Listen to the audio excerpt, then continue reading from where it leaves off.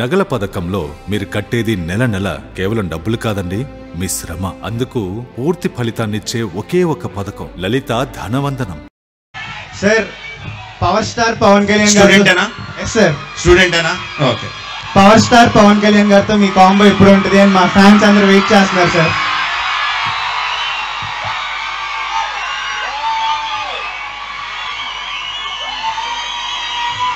అంటే పవన్ కళ్యాణ్ గారితో సినిమా చేయాలని నేను చాలా సంవత్సరాలు వెయిట్ చేశాను.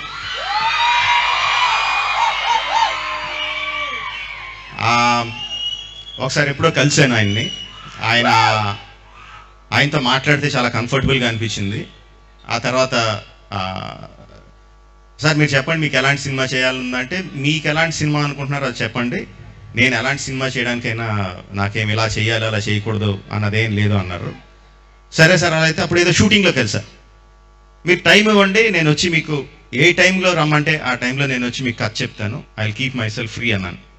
ఆ తర్వాత ఒక సంవత్సరంన్నర ఆయన దగ్గర నుంచి కబురు వస్తుందని చూసా, రాలేదు. ఆయన వేరే సినిమాలో బిజీగా ఉన్నారు. సో ఈ లోపల my thinking changed.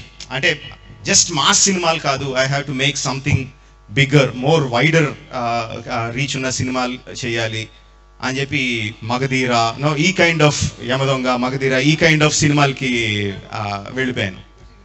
So basically tracks differ అయిపోయినాయి. ఈ లోపల ఆయన సినిమాల కన్నా రాజకీయాల మీద ఎక్కువ ఇంట్రెస్ట్ ఆయనకి వచ్చింది. నేనేమో లార్జర్ దెన్ లైఫ్, ఎక్కువ నెంబర్ ఆఫ్ డేస్ చేసి సినిమాలకి నాకు ఇలా డైరెక్షన్ వెళ్ళిపోయింది. So I love him a lot, I respect him a lot, but just that we're travelling on different paths. Sir, yes, dream project Mahabharat అని అనౌన్స్ చేశారు కదా sir, అది ఎప్పుడు స్టార్ట్ చేస్తున్నారని అందరి క్వశ్చన్స్. పెద్ద ఇంట్రెస్టింగ్ క్వశ్చన్ కాదు, ఓకే, బట్ స్టిల్ మహాభారతం తీయాలంటే చాలాసార్లు ఆన్సర్ చెప్పాను. I need lots and lot of technical knowledge. నా మనసులో ఉన్న విజువల్స్ స్క్రీన్ మీద, తెర మీద చూపించడానికి నాకు ఇంకా టెక్నికల్ ఎక్స్పర్టీస్ ఇంకా లేదు. నేను చేసే ప్రతి సినిమా కూడా మహాభారతం తీయడానికి నాకు కావాల్సిన టెక్నికల్ నాలెడ్జ్ పెంపొందించుకోవడానికి ఒక్కొక్క అడుగు వేసుకుంటా ముందుకు వెళ్తున్నాను. సో వన్స్ ఐఎమ్ కాన్ఫిడెంట్, నాకు ఇనఫ్ నాలెడ్జ్ వచ్చింది, నేను తీయగలను కాన్ఫిడెన్స్ వచ్చిన తర్వాత I will start. So there is no time limit for that. Hello sir. Yes sir, Baahubali లాంటి మ్యాగ్నమ్ ఓపస్ని 5 years తీశారు సార్. మనిషికి వేరే వేవరింగ్ థాట్స్ వస్తాయి మధ్యలో, చాలా ఇంట్రెస్ట్ కొత్తవి స్పాన్ అవ్వచ్చు 5 years టైంలో. ఆ 5 years స్పాన్లో వేరే థాట్స్కి డైవర్జ్ ఆర్ డివియేట్ అవ్వకుండా బాహుబలి మీదే ఎలా కాన్సన్ట్రేట్ చేశారు సార్? కాన్సన్ట్రేట్ చేయలేదమ్మా, చేయాల్సి వచ్చింది. అంటే ఇప్పుడు నిన్ను పెద్ద ఈతొచ్చా, స్విమ్మింగ్ వచ్చా? ఓకే, కొంచెం వచ్చి అనుకుందాం.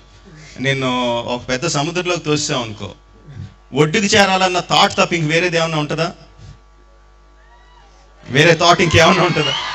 సో బాహుబలి ఏంటంటే మమ్మల్ని ఎవరో తోయలేదు కానీ మేమే పెద్ద సముద్రంలోకి దూకేశాం, తలకు మించిన పెద్ద పని పెట్టుకొని సముద్రంలోకి దూకేశాం. సో ఇంకా ఆ సినిమాని అద్భుతంగా తయారు చేసి బయటికి వదిలితేనే మేము బయటపడతాం. It is like sink or swim. So వేరే థాట్ వచ్చే అవకాశం లేదు. No, it is like swimming for life. అందుకని ఇంక వేరే థాట్ ఏం రాలేదు. Okay sir, thank you. Thank you.